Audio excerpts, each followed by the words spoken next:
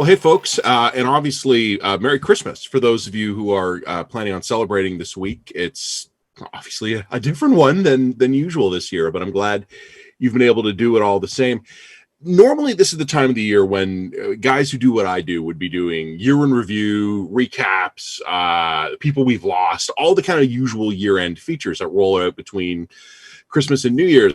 It seems really weird to do that this year because this whole year was bizarre. I mean, how do you recap this year in a 3-minute video? How do you recap it in a 1,500 word essay?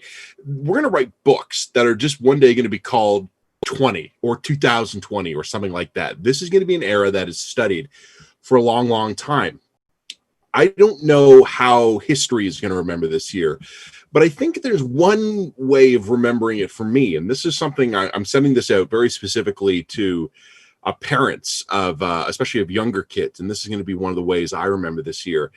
It's going to be the year the kids grew up. There were conversations we had to have with our kids this year that I would have really liked to have not had to have with them. We had to explain to them what viruses were. We had to explain to them what vaccines were. And this is fine, but they had to learn it in the context of, and if we're not careful, you could kill your grandmother.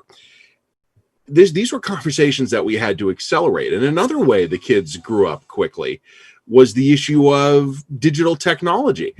All of the conversations myself and my wife and all the other parents roughly our age would have had is, well, when is too young to get, the little one a cell phone, or when should we allow them to have more screen time? Conversations like that. Boom. Day 2 of lockdown, it was, here, Junior, take the iPad, leave Daddy alone. Daddy's got all of his deadlines still. One of the things I noticed a couple of weeks into the first wave lockdown was that I kept hearing voices in my house. And at first I wondered perhaps the pressure was getting to me. But no, then I realized what it was that my daughter, who at the time was 7, always had group video chats going with all of her friends. And she was wandering around the house talking to her friends. So I was just hearing the voices of kids that don't live with me in my house all the time.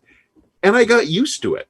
And I would just come down in the morning and my kids would already be awake and they'd have their devices going. And I would just say, oh, good morning, guys. And who's on video? And I'd hear it. I go, oh, good morning to all you guys too. And they, good morning, Matt. We grew the kids up much faster than they should have this year, which is weird. We got to keep them home. We had them home longer. And in some ways you would have thought they would have grown up less.